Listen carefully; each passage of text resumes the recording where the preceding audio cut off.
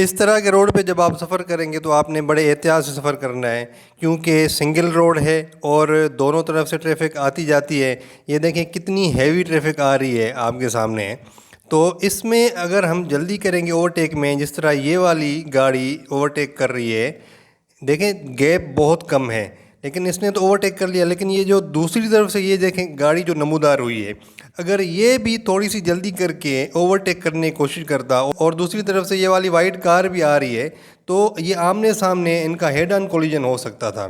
اچھا، اس میں آپ ایک اور چیز بھی نوٹس کریں کہ جب یہ وائٹ والی گاڑی اوورٹیک کرنے لگی ہے تو دوسری طرف سے بھی بلیک کلر والی گاڑی وہ دیکھیں وہ اوورٹیک کرنے لگی ہے، ٹھیک ہے، لیکن وہ رک کیوں گئی؟ کیونکہ اس سے آگے جو گاڑی ہے، یہ وائٹ والی سے آگے جو گاڑی جا رہی ہے وہ اس کو نظر آ گئی، تو اس لیے وہ بلیک کلر والی گاڑی رک گئی، اس نے اوورٹیک کرنا اسکپ کر دیا۔ لیکن اگر وہ اگلی گاڑی نہیں ہوتی اور یہ تھوڑی پچھلی، یعنی کچھ بھی بھائی ٹریفک، ابھی میں کہوں کہ یہ ہو سکتا تھا، وہ ہو سکتا تھا، روڈ پہ اسی طرح ہوتا ہے کہ ہونا کچھ ہوتا ہے اور ہو کچھ جاتا ہے، صرف ڈرائیور کی غلطی اور تھوڑی سی جلدی کی وجہ سے۔ تو اس میں آپ ہمیشہ جب بھی آپ پہاڑی ایریاز میں جاتے ہیں یا اس طرح کے سنگل روڈز پہ آپ سفر کرتے ہیں یا اترائیاں چڑھائیاں ہوتی ہیں، ان میں بھی خاص طور پہ آپ جب ناران کاغان جاتے ہیں تو وہاں پہ تقریباً سنگل روڈ ہی آپ کو ملتا ہے، اور پہاڑ ہوتے ہیں، دوسری طرف سے جو ٹریفک آ رہی ہے وہ آپ کو نظر نہیں آتی۔ جس طرح وائٹ والی گاڑی کو تو چلے نظر آ رہی تھی، لیکن جو دوسری طرف سے گاڑی آ رہی ہے اس کو نظر نہیں آ رہی، اگر وہ بھی یہ غلطی کر لیتا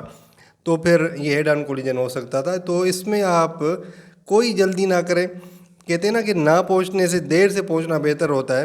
تو ہمیشہ آپ سیف ڈرائیونگ کریں اور بڑے تحمل سے ڈرائیونگ کریں۔